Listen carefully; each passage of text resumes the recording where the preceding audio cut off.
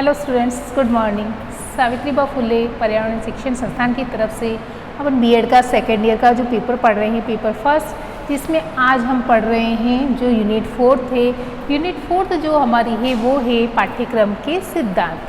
पाठ्यक्रम के सिद्धांत के अंतर्गत जो आज का हमारा प्रकरण है, तो आज का हमारा जो पढ़ रहे हैं हम वो है पाठ्यक्रम की आवश्यकता एवं अच्छे पाठ्यक्रम की विशेषताएं। पाठ्यक्रम की आवश्यकता क्या है और अच्छे पाठ्यक्रम की विशेषताएं क्या है, इस पर आज हम चर्चा करेंगे। जो पाठ्यक्रम यानी कि इससे पहले की जो क्लास में हमने पढ़ा था कि पाठ्यक्रम क्या है, पाठ्यक्रम का अर्थ, पाठ्यक्रम की अवधारणाएं, पाठ्यक्रम की प्रकृति, पाठ्यक्रम की जो ये पाठ्यक्रम की अवधारणा और परिभाषा, इस पर हमने चर्चा की थी इससे पहले वाली क्लास में।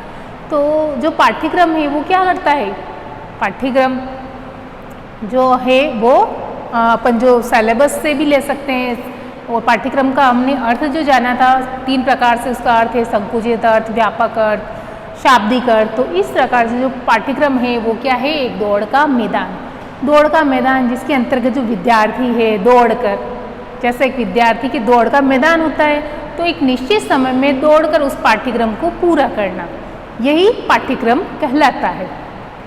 तो आज अपन पढ़ रहे हैं पाठ्यक्रम की आवश्यकता एवं विशेषता। तो सबसे पहले पाठ्यक्रम की जो आवश्यकता है, यानी कि पाठ्यक्रम की आवश्यकता क्यों महसूस की गई, क्यों आवश्यक लगा, क्यों बनाया गया, तो इसकी आवश्यकता पर हम सबसे पहले सर्वप्रथम जो है चर्चा करते हैं कि पाठ्यक्रम की आवश्यकता क्या है। सबसे पहले जो हमारे पाठ्यक्रम की आवश्यकता के अंतर्गत आता है वो है शिक्षा के उद्देश्य की प्राप्ति। यानी कि जो पाठ्यक्रम की आवश्यकता जो महसूस की गई वो क्यों की गई, कि इससे क्या हो, शिक्षा के उद्देश्य की प्राप्ति हो सके।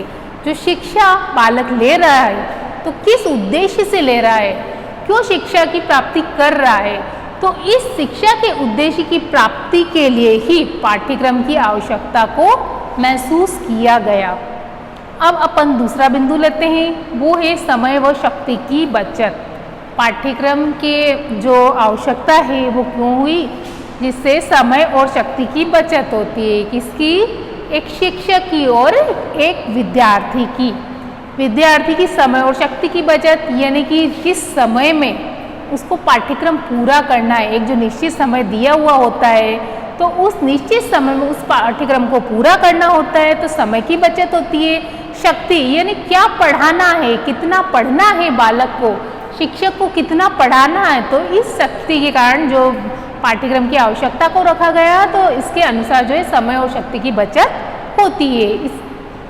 अपन जो तीसरा बिंदु लेते हैं वो है क्या और कितना ज्ञान। पाठ्यक्रम की जो आवश्यकता है तो उसका तीसरा बिंदु अपन ले रहे हैं क्या और कितना ज्ञान। यानी क्या बच्चों को, जो शिक्षक है उसको बच्चों को क्या पढ़ाना है, क्या ज्ञान देना है और कितना पढ़ाना है, ये सारा ही जो ज्ञान, क्या और कितना ज्ञान, वो यानी कितना पढ़ाना है, क्यों पढ़ाना है, तो ये सारा ही जो ज्ञान है शिक्षा की आवश्यकता के अंतर्गत आता है। शिक्षा के जो पाठ्यक्रम है उसके अंतर्गत आ रहा है। अब पाठ्यक्रम की जो आवश्यकता है वो है, उससे है नागरिकता का विकास। नागरिकता का विकास यानी कि जो विद्यार्थी है, जब एक शिक्षक पढ़ाता है तो उसमें क्या होता है, नागरिकता का विकास होता है। उसमें अच्छे अच्छे गुण आते हैं, नागरिक गुण आते हैं, तो उसके अंतर्गत जो पाठ्यक्रम की आवश्यकता है वो उसमें नागरिकता का विकास भी महत्वपूर्ण है। फिर हमारा जो अगला बिंदु आता है, अगला पॉइंट आता है वो है मूल्यांकन में सरलता। जब एक शिक्षक बालक को पढ़ा रहा है, जब पाठ्यक्रम के अनुसार पढ़ा रहा है, तो जो अंत में क्या होता है, बालक की परीक्षाएं होती है, वार्षिक परीक्षाएं, मूल्यांकन किया जाता है। तो जो शिक्षक ने पढ़ाया, बालक ने कितना पढ़ा, कितना ग्रहण किया, कितना उसे समझा, तो ये सारा ही लास्ट में जो एक परीक्षा के माध्यम से उनको शिक्षक तक पहुंचाना होता है कि कितना उसको समझ में आया। तो ये क्या है, उसका जो विद्यार्थी है उसका मूल्यांकन है। तो मूल्यांकन में सरलता, इसीलिए पाठ्यक्रम की आवश्यकता को महसूस किया गया, जिससे जो बालक के या विद्यार्थी के मूल्यांकन में सरलता रह सके। अगला हमारा बिंदु है चारित्रिक विकास।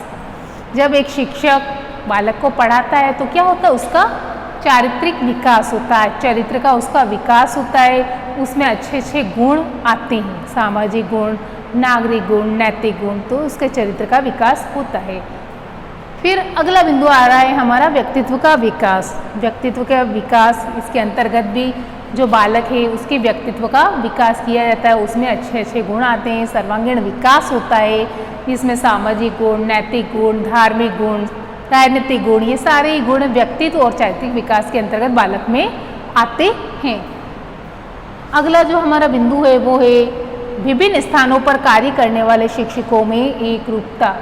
विभिन्न स्थानों पर यानी कि जो अलग अलग स्थान पर अलग अलग शिक्षक कार्यरत होते हैं, तो अलग अलग स्थानों पर कार्यरत होने के कारण अगर पाठ्यक्रम एक ही है तो उसी पाठ्यक्रम के अकॉर्डिंग वो पाठ्यक्रम के अनुसार वो विद्यार्थियों को शिक्षा देता है। एक शिक्षक उसी के अनुसार जब विद्यार्थियों को शिक्षा देता है तो क्या होता है, सारे ही वह अलग अलग स्थान पे काम कर रहा है, लेकिन पाठ्यक्रम एक होने के कारण उनमें क्या होती है, एक रूपता आती है उसी पाठ्यक्रम के अनुसार, क्योंकि वो बालक को पढ़ाता है। तो इसलिए विभिन्न स्थानों पर या अलग अलग स्थानों पर जो पढ़ाने के बाद भी जो शिक्षकों में है एक रूपता आ जाती है।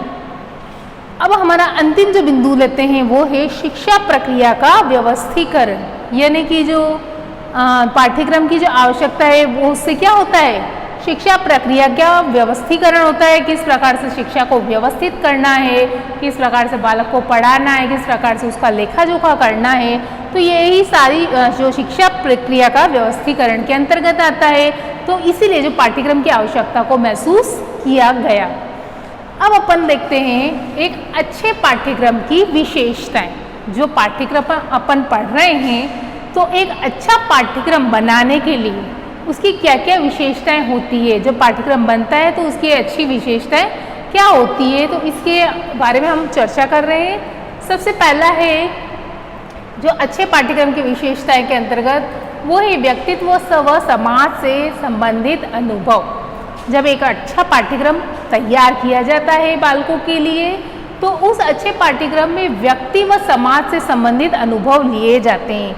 जो व्यक्ति है, व्यक्ति के क्या अनुभव रहते हैं, समाज के क्या अनुभव रहते हैं, इन सभी का समावेश करने के बाद ही व्यक्ति व समाज से संबंधित अनुभव जो अनुभव होते हैं वो सारे ही लेकर एक पाठ्यक्रम को बनाया जाता है। अब दूसरा जो हमारा बिंदु लेते हैं वो है जीवन की आवश्यकताओं से संबंधित। एक अच्छे पाठ्यक्रम को बनाने के लिए जो जीवन, हमारा जो जीवन है, जीवन की जो हमारी आवश्यकताएं हैं उसके जो संबंध को लेकर हमें पाठ्यक्रम को बनाना चाहिए। तो जीवन की जो सारी आवश्यकताएं हैं उससे संबंधित पाठ्यक्रम आधारित होना चाहिए। यही अच्छे पाठ्यक्रम की विशेषताओं के अंतर्गत आता है। अब अपन तीसरा बिंदु देखते हैं, वो है जीवन के सभी पहलुओं पर जोर। जीवन जो है हमारा, जीवन के जो सारे ही पहलू हैं, सामाजिक, राजनीतिक, धार्मिक, ये सारे ही पहलू यानी कि सर्वांगीण विकास, इन सभी पहलुओं पर जोर देकर एक अच्छा पाठ्यक्रम तैयार किया जाता है।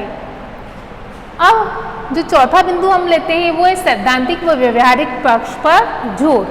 जो अच्छा पाठ्यक्रम तैयार करते समय ये ध्यान में रखा जाना चाहिए कि जो पाठ्यक्रम है उसके सैद्धांतिक पक्ष क्या है, वो व्यवहारिक पक्ष क्या है। तो सैद्धांतिक और व्यवहारिक पक्ष को साथ में लेकर ही, इन दोनों पक्षों को साथ में लेकर ही अच्छा पाठ्यक्रम का निर्माण किया जाना चाहिए। अब अपन देखते हैं पांचवा बिंदु, बालकों के सामान्य शैक्षिक स्तर पर ध्यान। जैसे बालक है, छोटे बालक है, उनका शिक्षा का स्तर कैसा है। छोटे बालक को जब छोटी क्लास, प्राइमरी क्लास में जब होते हैं तो उन्हें अच्छी जो कविताएं सुनाई जाती है, कहानी के माध्यम से, खेल के माध्यम से उन बच्चों को सिखाया जाता है। तो उनका पाठ्यक्रम वो वैसा ही होना चाहिए। जैसे हम देखते हैं छोटी क्लास में ज़्यादा से ज़्यादा कहानियाँ, कविताएं होती है, फिर उसके बाद में कहानियाँ होती है, क्योंकि बच्चों को कविता और कहानी सुनना पसंद होता है। तो इन्हीं को ध्यान में रखकर जो पाठ्यक्रम तैयार किया जाना चाहिए कि बालकों के सामान्य शैक्षिक स्तर पर ध्यान, कि यानी सामान्य भी हो और शिक्षा का उनका स्तर कैसा है। प्राइमरी में बच्चों को किस हिसाब से पाठ्यक्रम बनाना है, बड़ी क्लास में माध्यमिक में कैसा बनाना है, उच्च माध्यमिक में कैसा बनाना है। तो ये सारे ही माध्यमों को लेकर शिक्षा के जो शैक्षिक स्तर है उस पर ध्यान रखकर ही पाठ्यक्रम को तैयार किया जाना चाहिए। अब अपन छठा बिंदु लेते हैं, शिक्षा के सभी उद्देश्यों पर आधारित। जो एक अच्छे पाठ्यक्रम की विशेषता है वो क्या है, शिक्षा के सभी उद्देश्यों पर आधारित होती है। जो शिक्षा है, शिक्षा के जो सारे ही उद्देश्य, कौन कौन से उद्देश्य हैं, किस उद्देश्य को लेकर बालकों को शिक्षा दी जा रही है, तो सभी उद्देश्यों पर आधारित जो पाठ्यक्रम हमारा होता है। तो अच्छे पाठ्यक्रम की विशेषता के अंतर्गत शिक्षा के जो सारे उद्देश्य हैं उन पर आधारित होना चाहिए, सारे ही उद्देश्य पूरे किए जाने चाहिए। अब अपन सातवां बिंदु ले रहे हैं कि लचीला पाठ्यक्रम। लचीला यानी कि अच्छे पाठ्यक्रम की विशेषताओं के अंतर्गत जो पाठ्यक्रम कैसा होना चाहिए, लचीला होना चाहिए। फिर हमारा अंतिम जो बिंदु आ रहा है वो है समायोजन, यानी कि जो अच्छा पाठ्यक्रम है वो उसमें समायोजन यानी सारी अच्छी अच्छी बातें को समायोजित करके ही पाठ्यक्रम बनाया जाना चाहिए। और ऐसी बातें जो विद्यार्थी के जीवन में आगे उसे उच्च क्लास में, उच्च कक्षाओं में वहाँ पर उनको काम आ सके या हर क्षेत्र में उसके काम आ सके, तो इसी सारी बातों का जो समायोजन करके अच्छे पाठ्यक्रम को बनाया जाना चाहिए। तो ये सारे पाठ्यक्रम की विशेषताएं हमने पढ़ी। जो पाठ्यक्रम की आवश्यकता पे हमने जो इसके बारे में हमने पढ़ा, तो पाठ्यक्रम की आवश्यकता एवं विशेषताएं, इस तरह से आज हमने इस पर चर्चा की। धन्यवाद।